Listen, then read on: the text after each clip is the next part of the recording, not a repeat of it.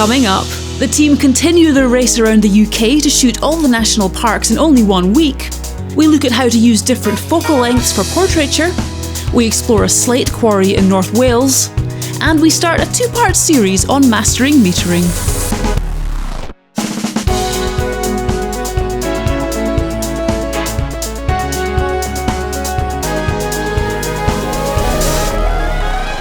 Welcome to another packed episode of Photography Online. As well as everything you've just seen for the first time ever, we'll also be featuring some of our poos in action. That's a Photography Online official supporter later on in the show, so hang around for that. But first, let's get straight on with this month's photo challenge. The team are about to start day 3 of their 7-day quest to photograph all 15 UK national parks, and today is District Day. Yep, they're attempting to get 2 calendar-worthy shots from the Lake District and the Peak District, trying to avoid any red light districts. Thank you to Accurist Watches who've made this challenge possible. Please do check out their website, for which there is a link down below, to see their huge range of men's and ladies' watches. Perfect for a gift or to treat yourself. Alright, well, we are district bound. Previously on the National Parks Challenge. I have come up with a new challenge for you if you're up for it. Challenge always sounds good. Welcome to my camper van. What's he doing here? Oh, you've got to be kidding me. Hey, where's Ruth going? Be nice to each other. Can't believe she's done this to us. I do know a guy who knows it incredibly well, and he's in my phone under L for legend. Get yourself up to the side of Go Barrow Fell. You want to head to an area called Yew Crag. And that's it, that's your first proper photo. I'm a real photographer. Well, I don't know about that.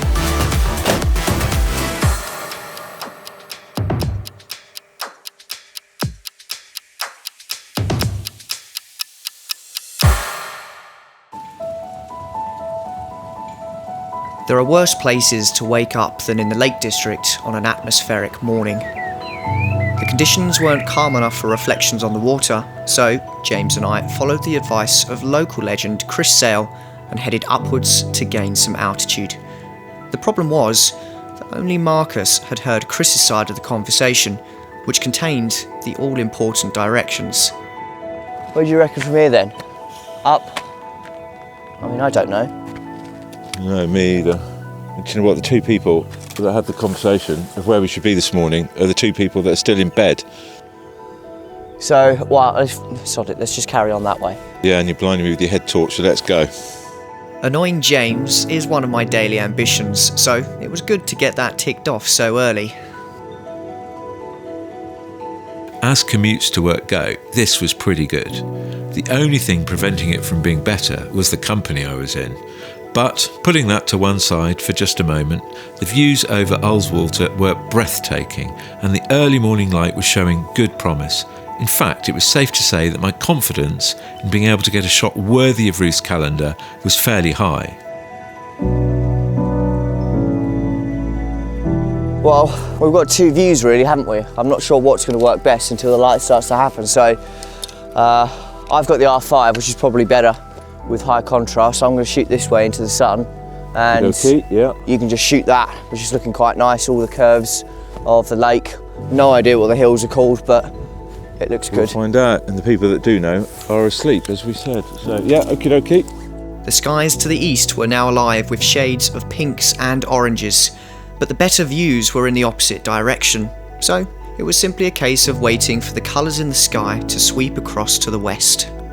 How's that looking back there, James? It's looking pretty good at the moment. We've got a lovely little bit of cloud coming into the corner, picking up some colour there, which is quite subtle to see, but you've got this little triangle of colour on the corner, the dead bracken and heather over there, and then the dark side of, which I know we don't know what it is, do we? No. Anyway, it's in shadow and it's casting a lovely little sort of pool across the water there. It's looking pretty good. Living in one of the other national parks of the UK, Dartmoor, I seldom visit the Lake District, but with views like this I wonder why I don't come more often. I mean, look at it.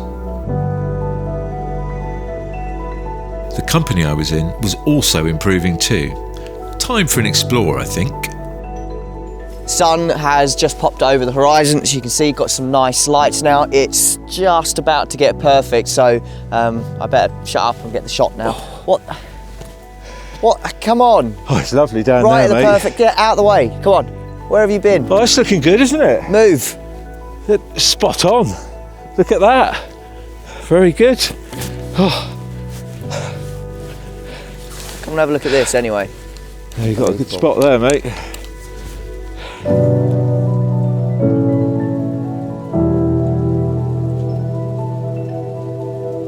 Despite James's best efforts to ruin the morning's photography, I think this shot turned out pretty good and will hopefully be up to Ruth's high standards for inclusion in her national parks calendar for next year. So with that in the bag, it was time to head back and wake up Marcus. How'd you get on? Yeah, no, it's pretty good, I think. I think we've got something, so. Okay. Well, hurry up and get in, because we've got to get to the next location. Breakfast? I'm having it now. Yeah, what about us? There's no time. There's an apple in the back. No, you just have it. know me. I need to eat every 2 hours. I'm not going anywhere if I've not Well, eaten. look, this is tear and share. So look, there's tear, and I've shared. Let's go. So, with the Lake District scratched off the map, it was time to get the wheels on the motorhome turning towards our next location, the Peak District. Thanks to our expert advice on which location to shoot this morning, it was only a short drive before we were pulling onto the motorway heading south at maximum speed, which, admittedly, in a box like this, isn't actually that fast. But the upside was that James had time to check in with his overnight activity on his Grindr account.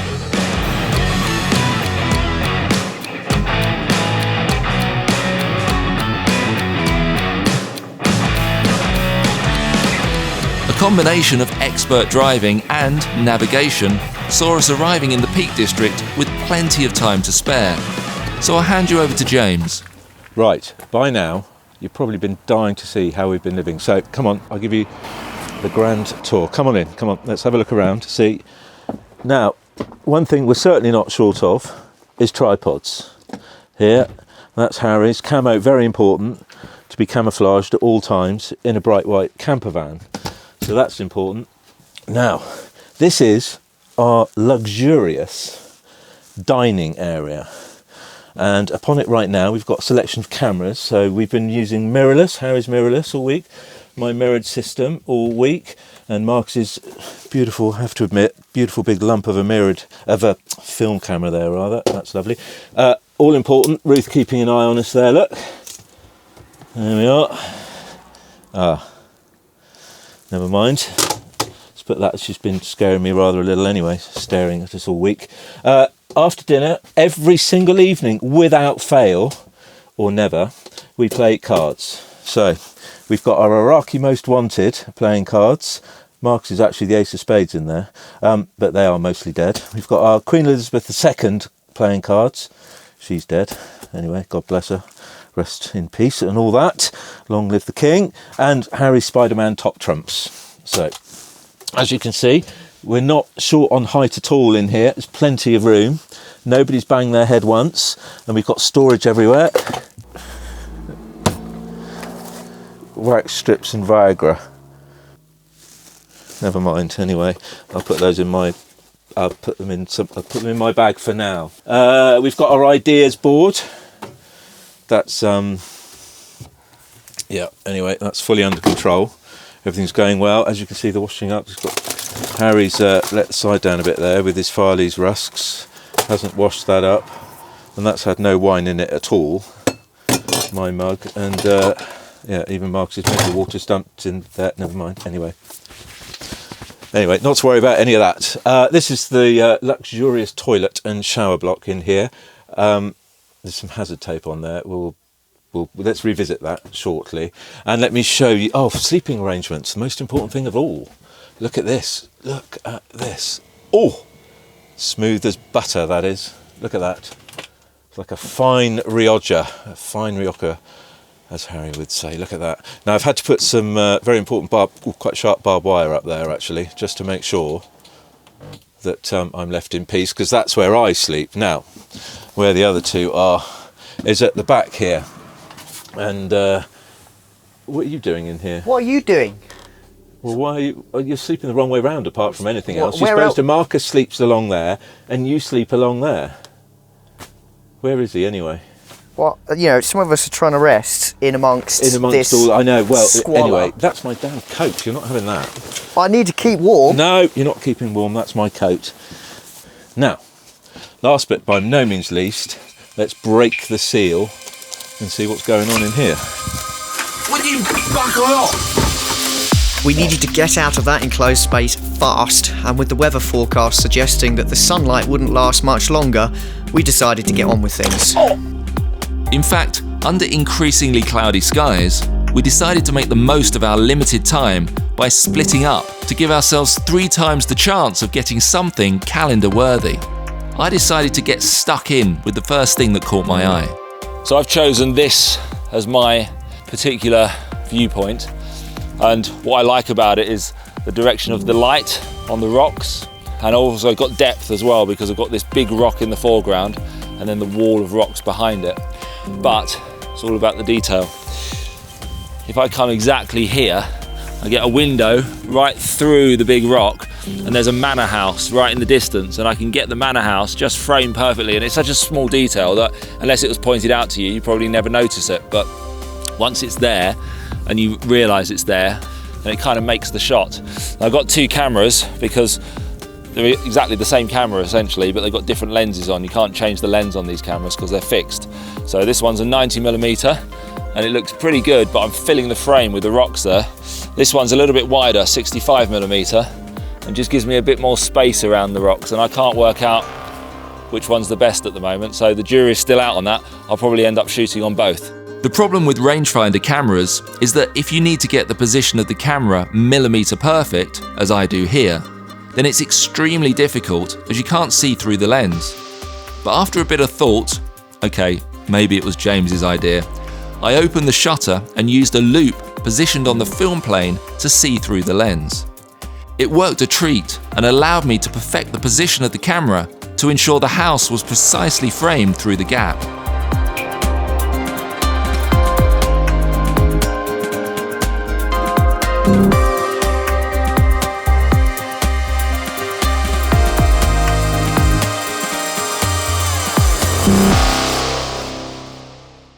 Enough of all that film nostalgia. This is 2024, not 1984. While Marcus listens to Wham's greatest hits, let's get out a modern camera and do this place some justice.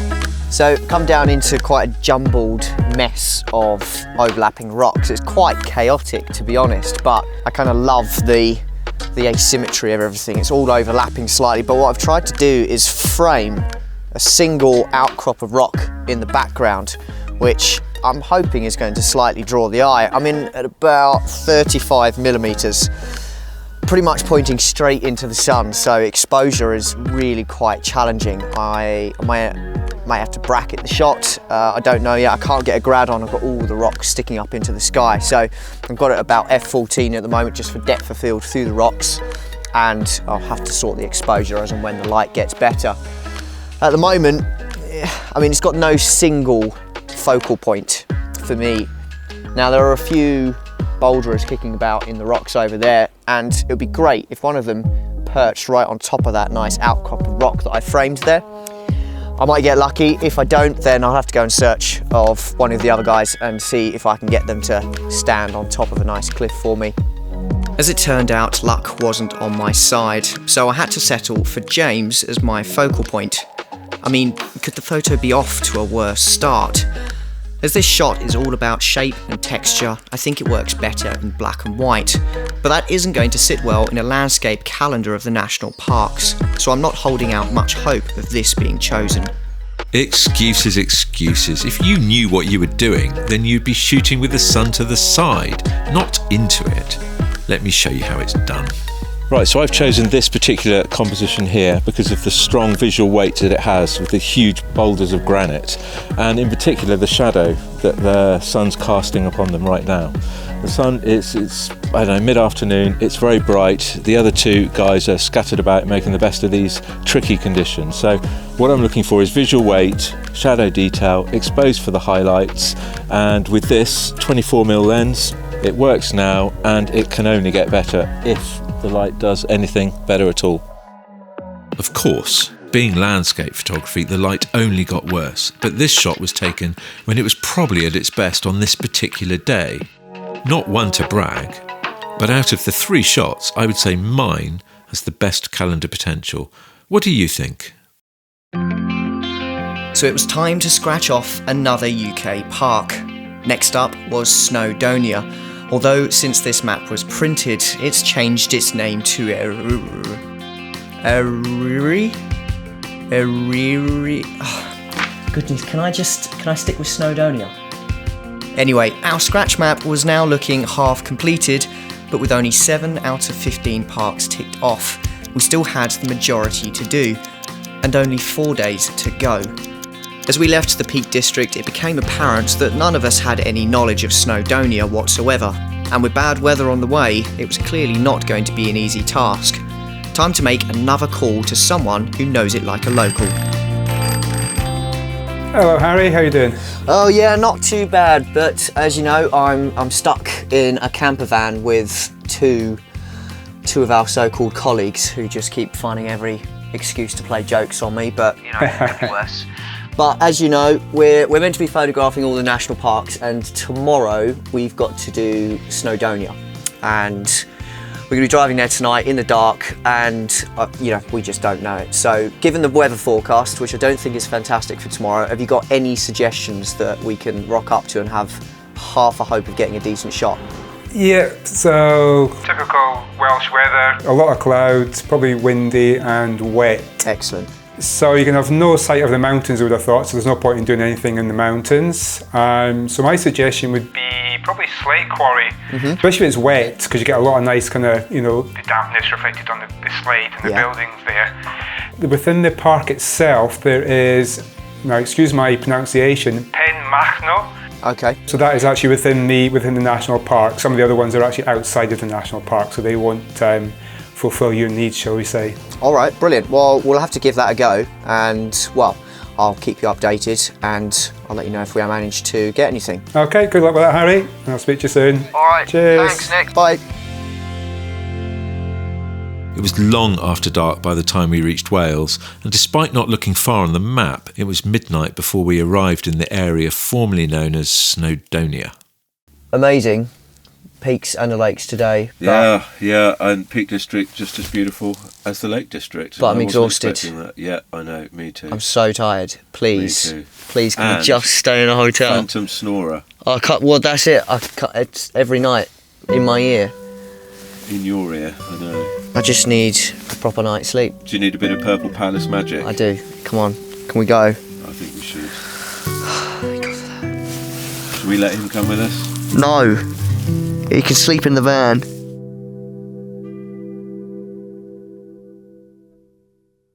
Next time on the National Parks Challenge, We've got a 50-50 chance. Let's go this way.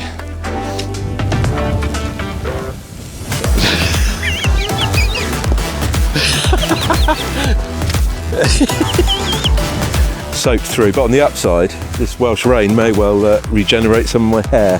Weather's clearing up, finally drying out. Yeah, it's not Look at too bad the now. state of that, honestly. What's going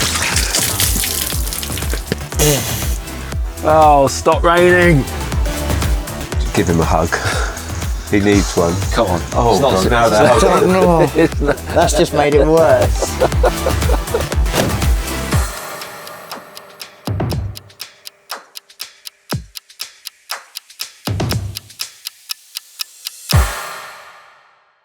As always, thanks to Accurist Watches for partnering with us to make the photo challenge possible. I've now got myself one of their watches, and it feels great not having to look for my phone every time I want to check the time. Plus, it gives me that extra degree of sophistication. Not that I need it. We'll be giving away their flagship watch to not one, not two, but 3 lucky viewers in the coming weeks. One of these will be on our next live show, so if you want to be in with a chance of winning this great prize, all you need to do is join the best bunch of people on the planet, the Photography Online official supporters, affectionately known as the Poos. Our monthly live show is our way of thanking these wonderful people for making Photography Online possible. Without going into too much detail, it takes takes a lot of work to produce what we think is the best photography content on YouTube. In fact, we've calculated that each minute of content you watch takes us around 10 hours of work to produce. This includes coming up with the concepts and ideas, writing scripts, organising potential sponsors, travelling to locations, filming, editing, sound processing, music mixing,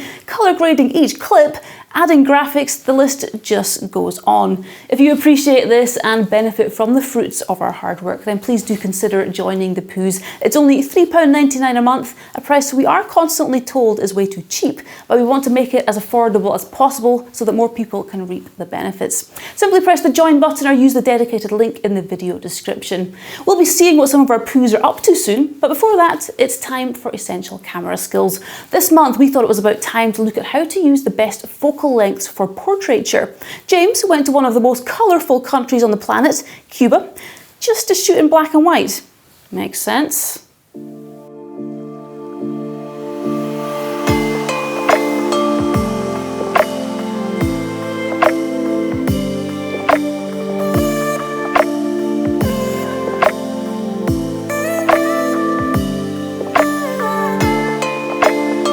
The most common subjects in all photos ever taken, from the very birth of photography at the start of the 1800s, right up until now, are people. And there's no sign of this changing. We clearly love looking at each other, and more recently it seems, ourselves. Portraits can be so much more than simple photos of people. They can capture emotions, portray stories, and serve as the ultimate records of time. From the early days of plate photography, where one of the most common photographic accessories was a neck brace to keep the subject still during super long exposures, to modern day digital photography, where the most common accessory is now the selfie stick. Lots has changed.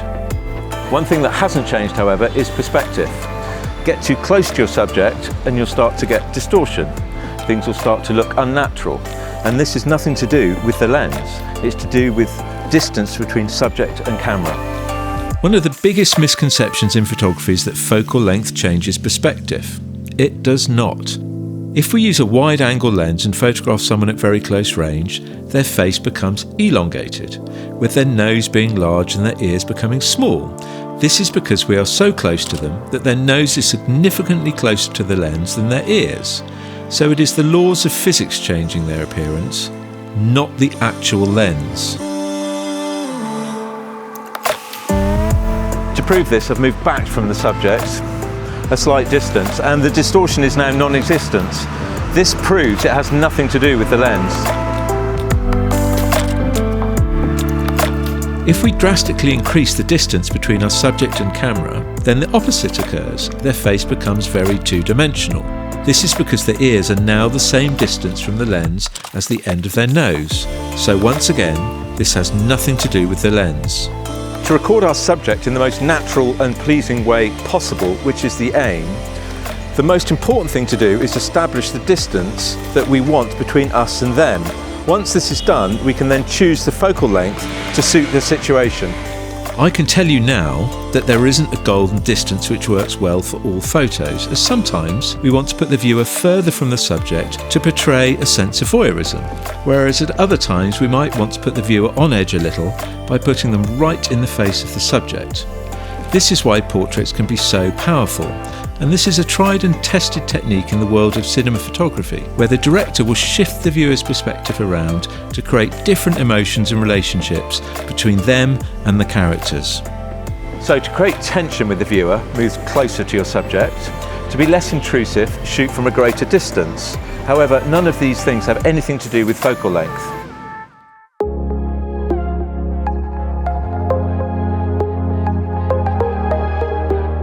So, focal length only becomes a real factor once we've decided upon our distance to our principal subject matter and the total amount of the scene, the story we want to tell. But let's assume there is no story. We're doing a corporate headshot, a passport photo, just a straightforward portrait. That's as simple as it gets. A distance that works really well for the human face to give a nice perspective is around 2 to 3 meters, about 10 feet. We can now choose our focal length to give us the right desired effect according to the crop that we wish to have. The standard focal lengths, which are generally regarded as being good for portraits, are 35mm, 50mm and 85, assuming we are talking about a full-frame sensor, of course. Obviously, these change if we alter the size of the sensor or film area. If we push the boundaries a little, we could say use a 24mm on the wider side of things, or maybe a 135 to punch in much tighter. But for now, let's just use the main three options. At our chosen 2 to 3 metre distance, if we shoot with a 35mm lens in portrait orientation, we will get a full body shot of a person standing up, even if they are very tall, or a full body shot of a person sitting down if we shoot in landscape. So this would be the best focal length to use if we wanted to include the entirety of our subject. There are places on a person where you should never crop them, and ankles and knees are two of these. So once we decide to crop into our subject, the least we can go for is the mid-thigh up to the mid-torso. To achieve this, I could step forward by half a pace or so and use the same 35mm lens, but that's going to change the perspective, and that is not what I want to do. Instead, we can go to the next level of magnification and put on a 50mm lens. This will give us a mid-thigh crop in the portrait orientation and a mid-torso crop in the landscape. If we want to go tighter still, the next obvious crop is a head and shoulders shot. To achieve this, we need more magnification. So we can put on an 85mm lens and we will get exactly what we want. Look at these three shots together. They all have exactly the same perspective because they were all shot at the same distance. Now let me show you how not to do it, as this is a mistake many photographers make. Let's start with the 35mm lens. If I want to take a head and shoulder shot, I need to come a little bit closer. And if I'm going to use this 35mm lens, it's not really going to do our subject any favours. So now I'm going to do the same, but with a 50mm lens, which means I need to back off a little bit.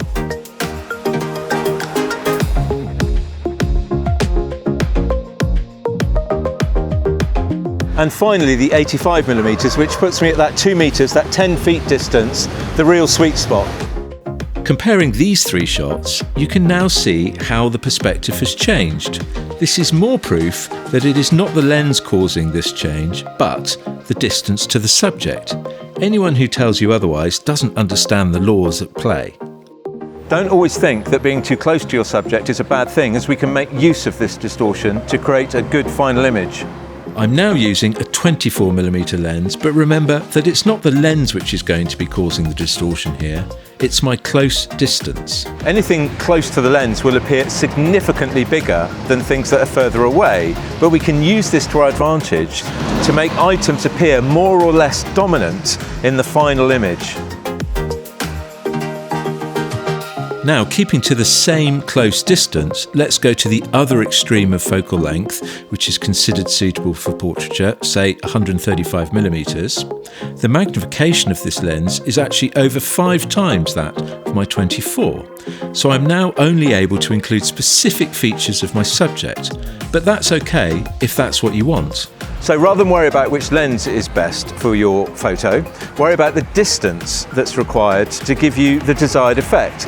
Then you can choose the focal length of the lens that will most suit your subject. Doing things this way is bound to produce far better results.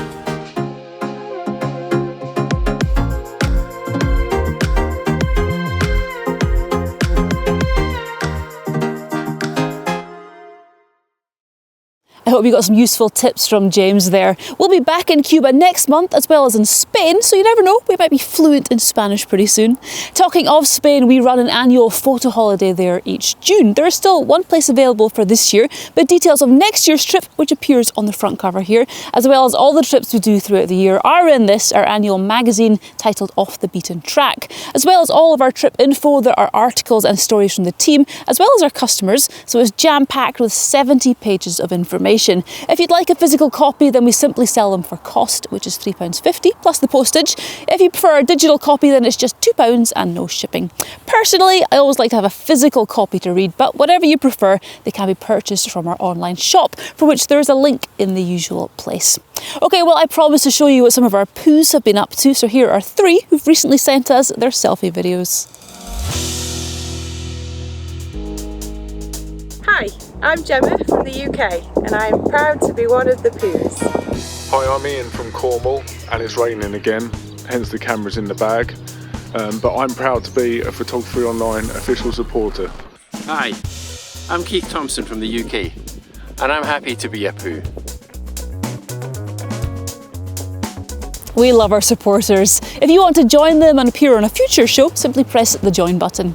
Okay, well, last month James showed us a secret photo location close to his home in Dartmoor. This month, Nick wants to show us a place he's particularly fond of, so grab the popcorn and enjoy the views.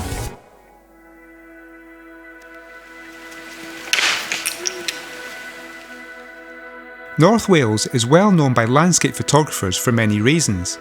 It has a wide diversity of subjects to point a camera at, probably most famously the mountainous national park of Snowdonia, which is now called Eryri.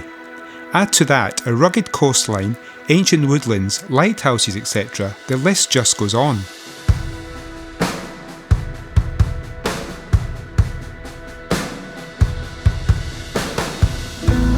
I visit North Wales regularly and have some locations which I find myself returning to again and again. One of these is the Dinorwig Slate Quarry, as it offers so many options in a wide range of seasons and conditions. Welsh slate is exported all over the world, so it's not surprising that this area is littered with quarries.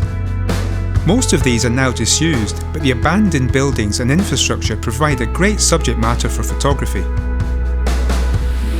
Add to that views like this, and hopefully you'll start to see the potential of this place. Living in the Highlands of Scotland, it's difficult to get excited about other areas of the UK, but North Wales does offer something different. The hills and mountains and even the weather might look very similar, but there are subtle differences to the landscape, one of these being slate quarries. Dinorwig is easy to access as you can drive to within a few minutes walk of where the good stuff starts. Today I'm going to show you around some of my favourite photo locations in the area. I've chosen to park here at Llanberis, which is one of the parking options you'll have if you choose to come here by car. The other is the bus stop roundabout, which is higher up, saving you having to climb so far. However, the consequence of that is that you may miss out on some of the photo opportunities which we're about to pass on our way up.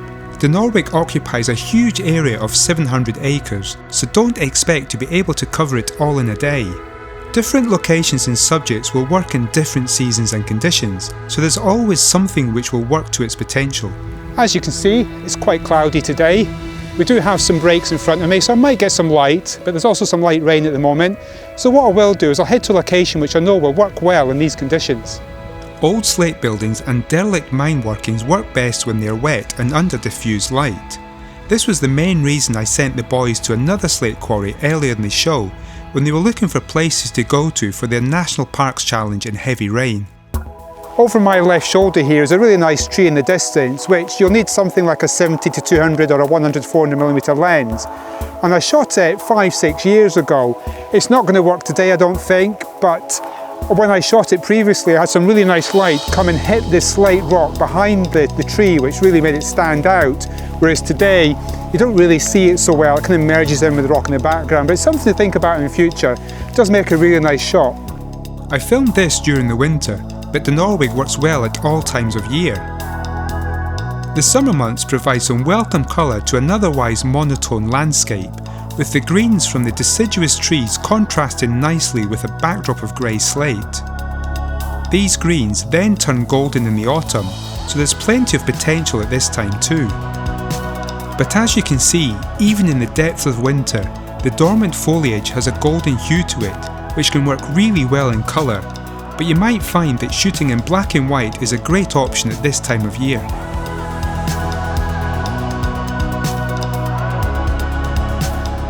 Heading up here, the rain started, even though it wasn't on the forecast, so I've had to put my waterproofs on. So just make sure if you do come here, make sure you are prepared for the weather to change, even if the forecast doesn't suggest it. So all around the quarry here we have buildings just like this one showing old workings, and there's buildings where the quarry workers used to live in. But I really like these ones here, showing you the old workings, and you've got the Snowdon range in the background as well. So I'm just going to grab a shot here and I'll move on to another location after this.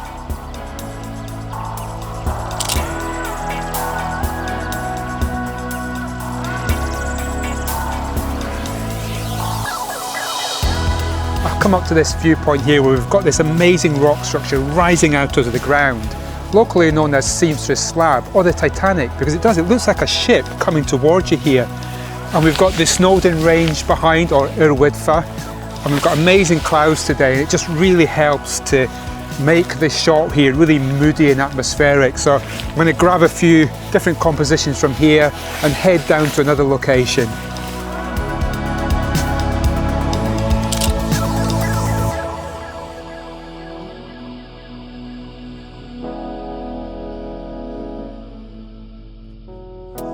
Behind me here we have these 2 rows of buildings called the barracks, and this is where the quarry workers used to live. Now from here, I've got a straightforward composition, just looking straight down between the buildings, nothing amazing about it. However, in front of me here, I've got some gnarly trees, which hopefully if I go up and behind them, I can actually use them to frame my composition.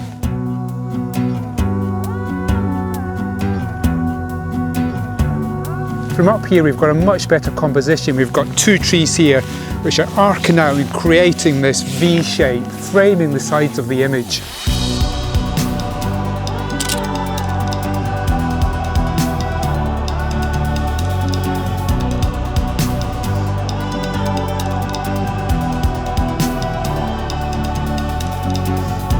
The Norwich Slate quarry is so vast, I've barely scratched the surface today. But hopefully you can see, you really can't go wrong here. As you're exploring the area, keep an eye out for the local wild goats who seem to have claimed this quarry as their home. They even hang out in the old buildings, which can make for some great photo opportunities, so remember to bring a long lens.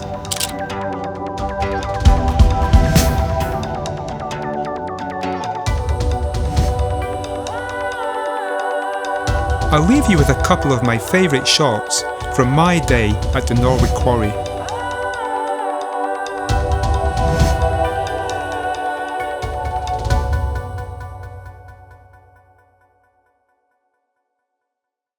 Thanks, Nick. I find the history of places like that fascinating. One of the appeals of photography is to be able to tell stories without having to write any words. Give me a camera and a few hours to wander around those abandoned buildings and I would be very happy. Okay, well, hands up, who's listened to our podcast yet? 1, 2, 3, 4, 5. Oh wow, many of you. In fact, thousands of you have, which is great. If you don't already know, we now produce a monthly podcast which sees myself and a couple of the team discussing various topics in a very honest and down-to-earth manner. Marcus has managed to offend several people so far with his "I'm going to speak my mind and tell it how it is" approach. Last month we relayed some of the horror stories we've heard from people who've been on dodgy photo workshops. This month's episode has just gone live, so check that out when you want an hour of entertaining radio to listen to. Among many other things, we are discussing whether modern digital cameras make photography too easy.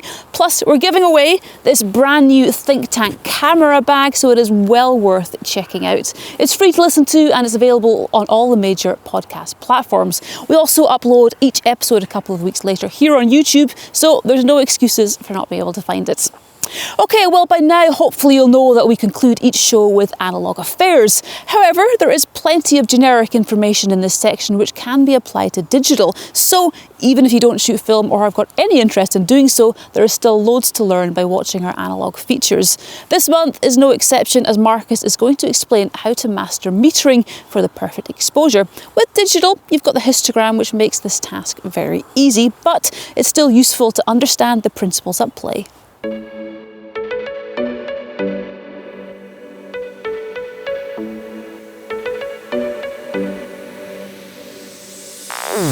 In this 2-part feature, I'm going to be explaining how to master metering when shooting film.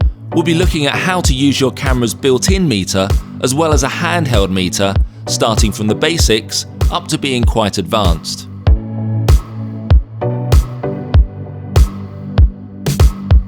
When using a digital camera, exposure is made super easy. You could even say foolproof by way of the histogram. Using that as a reference, it could be argued that it's impossible to get the exposure wrong. Nailed it. When shooting on film, we're essentially shooting blind, as we can't see the results until it's too late to do anything about them. So for this reason, we need to put a little bit more effort and consideration into metering to get the perfect exposure. There are 3 methods for metering an exposure. The first and most common is to get the camera to estimate this for you.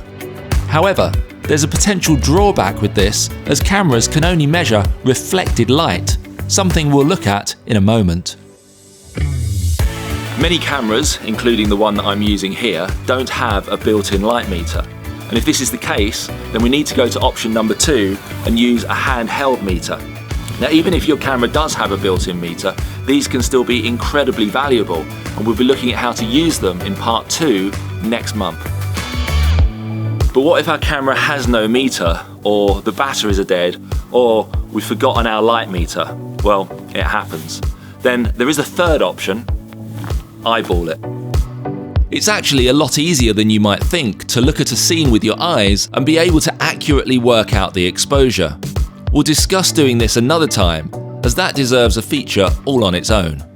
Assuming we're going to be using some form of meter, whether that's in a camera or in a handheld device, then we need to know a couple of important factors before we can use them accurately. There are 2 methods for measuring light. The first is to measure the light falling onto a subject. This is known as incident light. Cameras cannot measure incident light, so this is a real advantage to using a handheld meter. Not all meters offer this option though, so you'll need one with a white dome like this.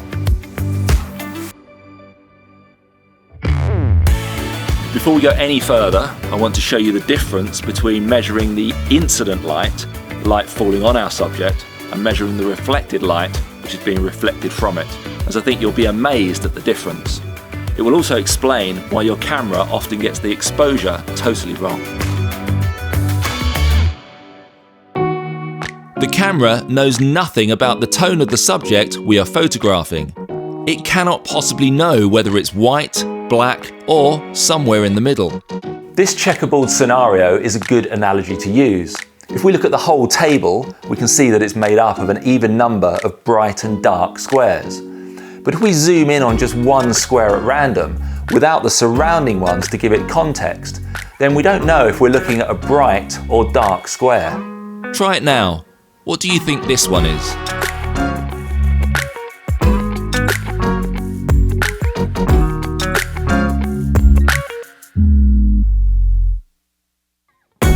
Let's look at it another way.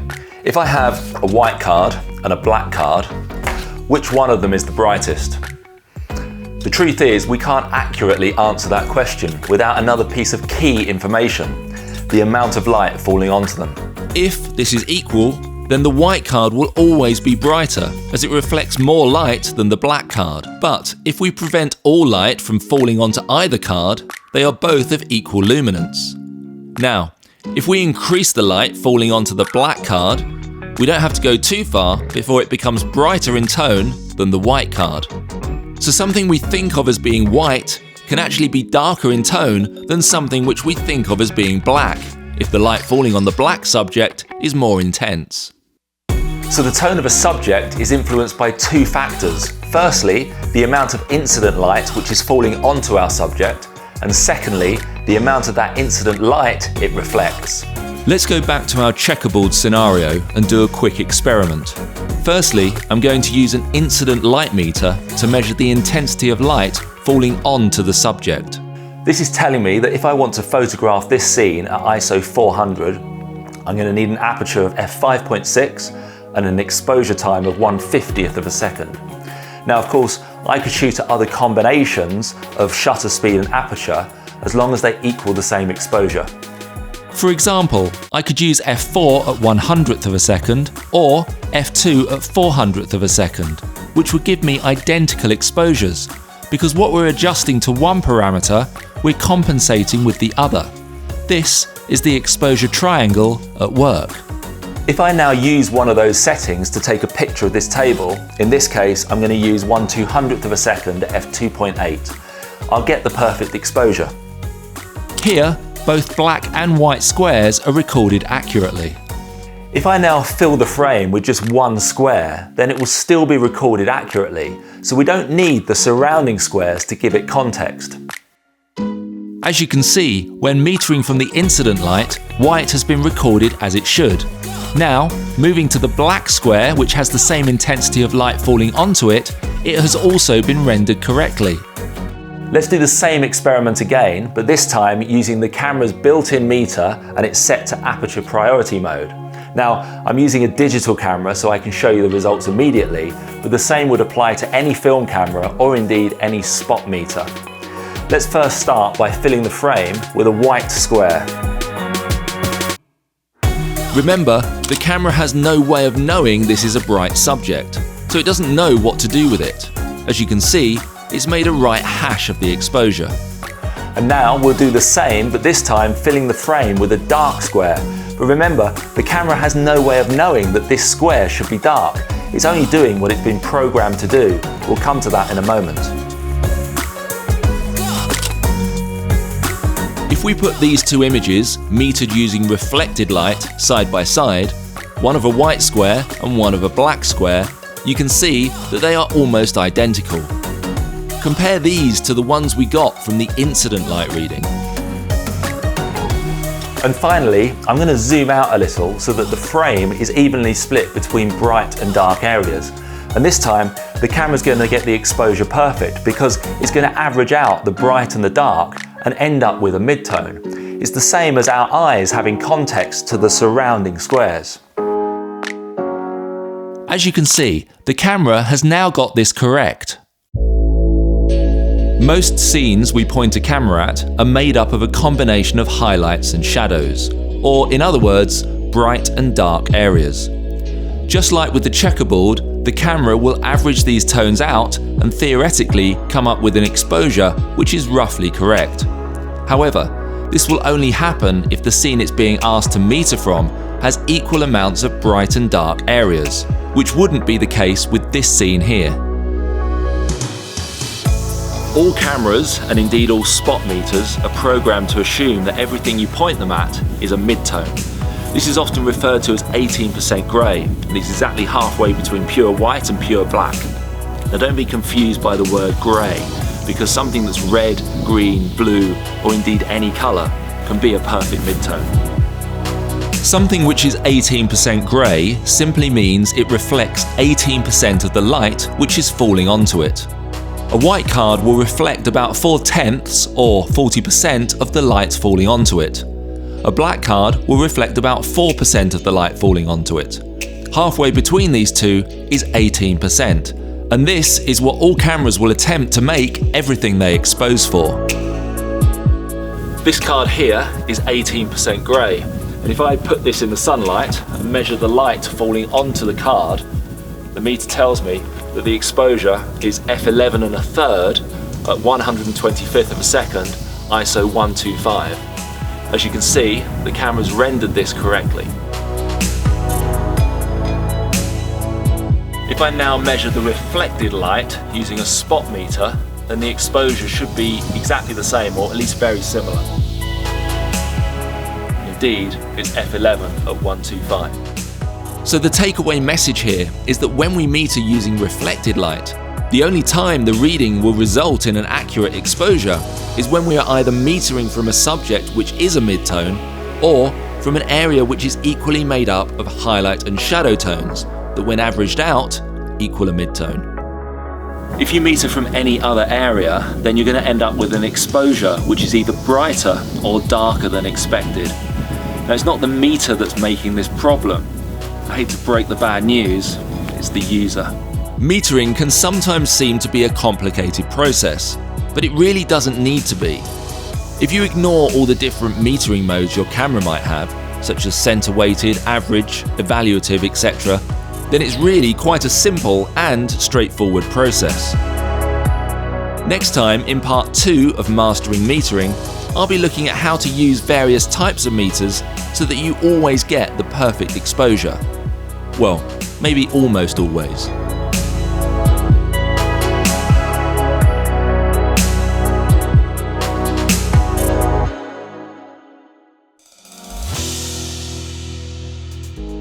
Marcus will be back next month in Havana to show us the process of metering as he wanders around the streets taking photos of classic cars. Also on next month's show, I'll be on the north coast of Spain for our essential camera skills, doing some long exposure photography with ND filters.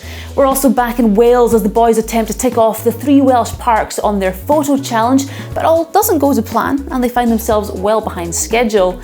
We'll also be tagging along on a solar eclipse photo trip which Marcus is running in Texas as we speak. Assuming he gets clear skies, you definitely wouldn't want to miss that.